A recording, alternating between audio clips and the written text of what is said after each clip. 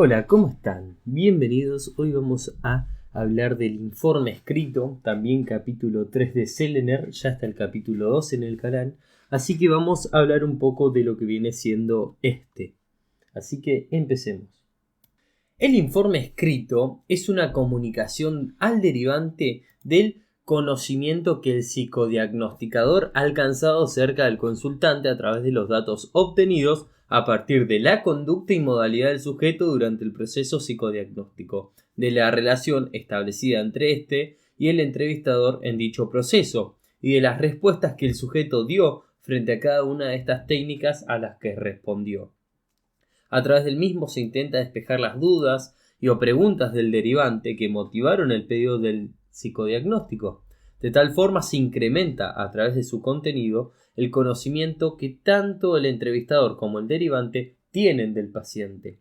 El informe constituye una síntesis de presunciones teórico-clínicas acerca de un caso singular. Se transmite en él la comprensión a la que el psicólogo ha arribado acerca del significado de los síntomas, de la etiología de los mismos, así como de la escritura psíquica del sujeto que consulta. La síntesis efectuada en el informe es el resultado de la elaboración que el psicólogo ha realizado a partir de las fuentes arriba mencionadas. Esta elaboración se refiere al trabajo de la integración del material surgido de esas fuentes a través de la aplicación de los criterios de recurrencias y convergencias y de los niveles de inferencia para la elaboración de datos ya conceptualizados en el capítulo 2 que ya hemos abordado.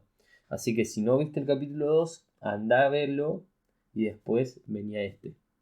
En esta síntesis del conocimiento logrado acerca del sujeto, el psicólogo informa al derivante acerca de las inferencias en el segundo y tercer nivel que ha elaborado. Por lo tanto, todo lo que se informa es en realidad una interpretación de la empiria, constructos teóricos que se efectúan en función de la teoría a la que adhiere el psicólogo y obviamente de su experiencia clínica.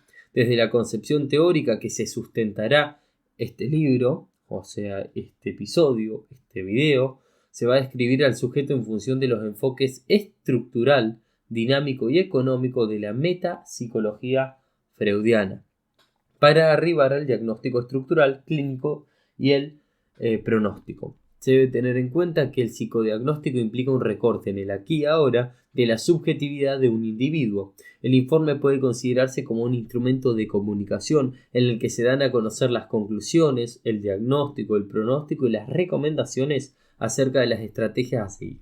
En el psicólogo se manifiesta más específicamente su rol de diagnosticador, al dar a conocer las hipótesis que ha confirmado, luego de haber analizado y relacionado los datos surgidos a través de este proceso, basándose en una compleja construcción de hipótesis y de inferencias que surgen del material obtenido.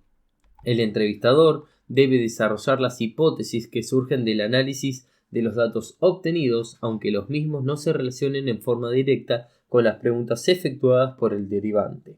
Debe incluir toda la información adicional que considere necesaria y pertinente, porque puede ser que no se confirme la duda inicial que generó esa derivación, pero si se observen en cambio algunos rasgos o conductas que presuponen una problemática diferente a la prevista. Por ejemplo, un niño que fue derivado con una presunción de debilidad mental y al finalizar el psicodiagnóstico se infiere un bloqueo afectivo que está inhibiendo esa posibilidad de aprendizaje.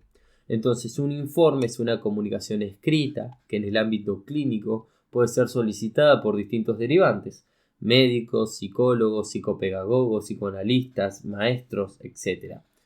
Entonces, un tipo de informe que ha cobrado auge en los últimos tiempos es el informe generado por la computadora, que realiza reportes de un sujeto sobre una o varias pruebas. Tal como señala María Concepción Sendín, este tipo de informe no es tan individualizado ni puede lograr que toda la información recopilada sobre un sujeto a lo largo del proceso psicodiagnóstico esté plasmada, sino solo la prueba concreta para la que el programa esté diseñado. Por lo tanto, no son equiparables a los informes finales realizados por ese propio evaluador, es decir, no sustituyen el trabajo de elaboración de toda la información acumulada a lo largo del proceso diagnóstico. Hablemos ahora de las características y organización del informe. Un informe escrito debe ser competente en primer lugar al incorporar todas estas características del sujeto que resultan significativas según el criterio del entrevistador, claro al explicitar los conceptos con el lenguaje sencillo, directo, evitando términos propios de la psicología y describiendo todo lo necesario para una mejor comprensión de lo que se quiere transmitir, y consistente al incluir inferencias ligadas entre sí en el que se basan las hipótesis confirmativas o confirmadas también a partir de las recurrencias y convergencias establecidas entre la entrevista y las técnicas empleadas y la lectura del material a partir de estos tres niveles de inferencia. De acuerdo a quien haya solicitado el informe, este va a tener diferentes características en cuanto a esa forma y lenguaje. Al respecto, Koffler, en 1975, dice: los informes psicológicos deben ser escritos en un idioma comprensible que facilite la comunicación. Los psicólogos generalmente utilizan la jerga profesional que debe tener significado para ellos, pero carecer de valor para los demás. Cuando la autora citada se refiere a la forma de organizar el informe psicológico, aconseja no informar los datos primarios, o sea, las respuestas a los test que son el resultado de una observación directa, denominados observables por los autores. Es decir, que es importante en la elaboración de ese escrito que todo lo que se informe esté en relación al segundo y tercer nivel de inferencia, es decir, ordenar esos datos que son obtenidos, buscar recurrencias y convergencias en el material y por último arribar a un máximo nivel de abstracción que está en esta estrecha relación con la teoría lógica desde la cual va a trabajar el psicólogo. Entonces en este nivel, que es el tercero, se va a hacer una clasificación nosológica y se va a distinguir la patología latente de la manifiesta. Los descubrimientos psicológicos deben ser siempre integrados a otros datos antes de arribar a conclusiones o de formular recomendaciones, y no se debe olvidar hacer mención del motivo de consulta que fue causante de esa derivación. ¿Ok? Existen diferentes modelos o maneras de confeccionar un informe psicológico, pero al hacerlo es importante tener en cuenta lo que éste debe incluir o no debe incluir. El informe escrito debe incluir una descripción sencilla de las características que resultan más significativas de la modalidad intelectual y afectiva del sujeto, de las funciones exitosas y aquellas cuyo desempeño va a ser patológico, como así también los conflictos que son principales. Una descripción de las distintas modalidades de conducta que mantuvo el entrevistado durante el proceso de toma y cómo se expresaron, si hubo variaciones en esas conductas y en qué momentos o circunstancias se produjeron. Por ejemplo, si su actitud fue colaboradora, si se mostró reticente a realizar alguna técnica en particular y de qué manera se manifestó esa reticencia, o sea, esa resistencia sería también. Y el significado que esto adquiere en función de lo que como estímulo significa esa técnica. Ejemplo, una niña derivada por la escuela con problemas de aprendizaje, al solicitarle que dibuje a su familia haciendo algo, solicita ir al baño, dice que no sabe dibujar y finalmente termina dibujando la cara de un payaso. El psicólogo formuló la hipótesis de la posible existencia de problemas familiares que impidan un buen desarrollo escolar, ya que al solicitarle el dibujo de la familia aparece cierta incomodidad en la niña que hasta ese momento no se había observado. También tenemos que describir el tipo de vínculo que estableció el sujeto con el entrevistador durante esos encuentros, si su actitud fue buena, de confianza o desconfianza, o sea, si hubo temores, si solicitó ayuda, algún grado de dependencia o de independencia, si pidió aprobación sobre lo realizado, buscando seguridad o inseguridad. Esta descripción tiene en cuenta entonces aspectos transferenciales y contratransferenciales y puede ser esclarecedora de las modalidades vinculares del entrevistado, los niveles de funcionamiento intelectual, emocional y cognitivo integrados entre sí, ya que ningún aspecto va a estar separado, desligado de otros en un mismo sujeto, básicamente. Después tenemos que ver las categorías básicas, o más dicho, escribir las categorías básicas que le aportan riqueza, profundidad y utilidad, o sea, la descripción y la explicación, tratando de transmitir lo significativo de ese entrevistado, para que sea visualizado como un ser humano y no como una máquina compuesta por distintas piezas que van a encajar entre sí, semejante como si fuera un rompecabezas. Explicitando primero que las hipótesis más evidentes a partir de las observables, sin mencionarnos, para pasar a las menos evidentes, que responde a inferencias de orden especulativo que varía según el marco teórico al que adhiere ese psicólogo.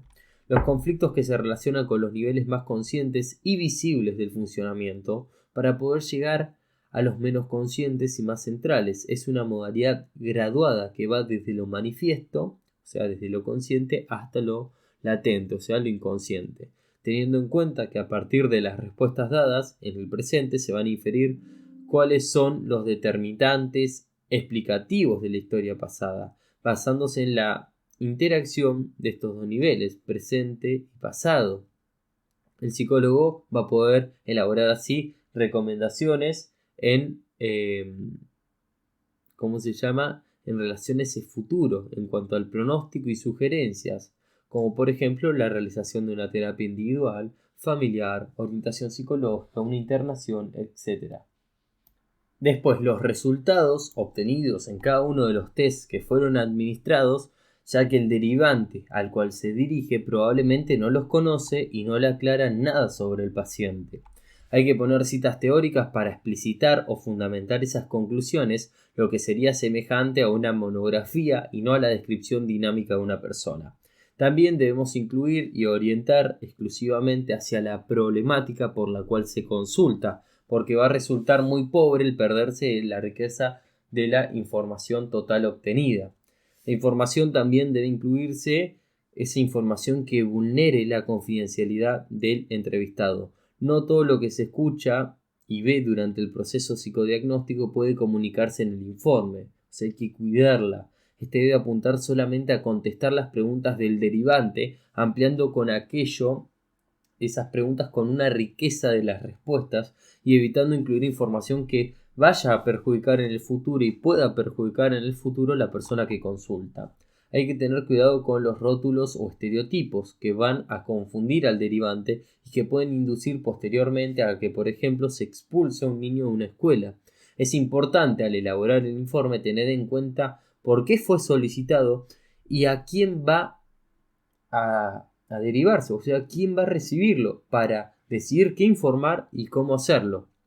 Estos aspectos van a variar si, por ejemplo, va dirigido a una obra social para solicitar la aprobación de un tratamiento psicoterapéutico, a la junta médica para que otorgue o prolongue una licencia, al gabinete de una escuela para orientar las estrategias e implementar con un niño con dificultades de aprendizaje, a un psicoanalista que necesita un diagnóstico diferencial para definir la orientación de un tratamiento, etc. Depende. Después hay que tener cuidado con ser demasiado extensos en el informe, ya que se corre el riesgo de que se pierda ese eje central de lo que es necesario comunicar, pero tampoco se puede ser tan breve y sintético sacando información de utilidad para ese derivante. Finalmente, es importante tener en cuenta que el informe contiene información confidencial, por lo que constituye un testimonio que en determinadas ocasiones, por ejemplo juicios penales o civiles, puede ser utilizado como un documento legal para la toma de decisiones. Y acá una reflexión que hago leyendo esto es que entra en juego la ética del profesional y cómo está comprometido con ese informe, cómo se compromete. Ahora sí, sigamos. Hablemos de algunos datos relevantes para realizar un informe en el área clínica. Tenemos que poner la fecha, los datos de filiación, o sea, apellido, nombre, edad, fecha de nacimiento, nacionalidad, estado civil, conformación del grupo familiar actual y de origen, el estudio y o ocupación actual.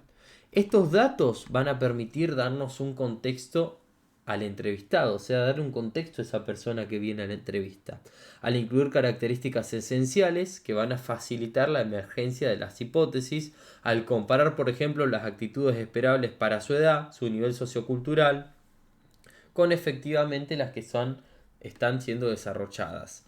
Después el motivo de consulta. En este punto se incluye el o los motivos manifiestos, pero también las conductas o síntomas que se evidenciaron en el transcurso del proceso psicodiagnóstico y que se agregan al motivo que generó esta derivación.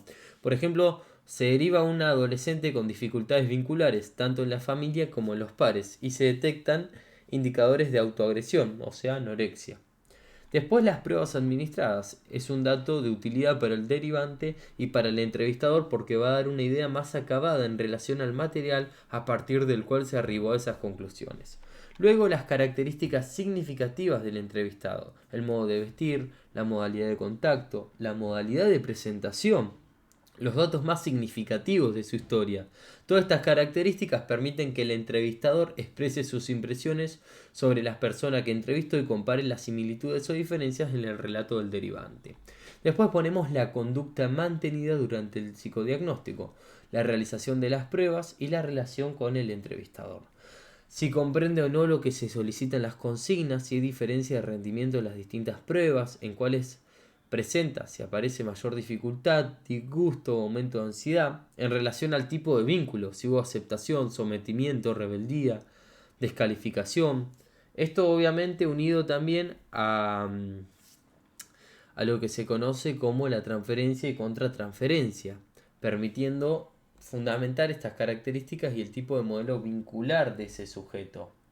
Después están los recursos intelectuales, o sea, cómo los instrumenta.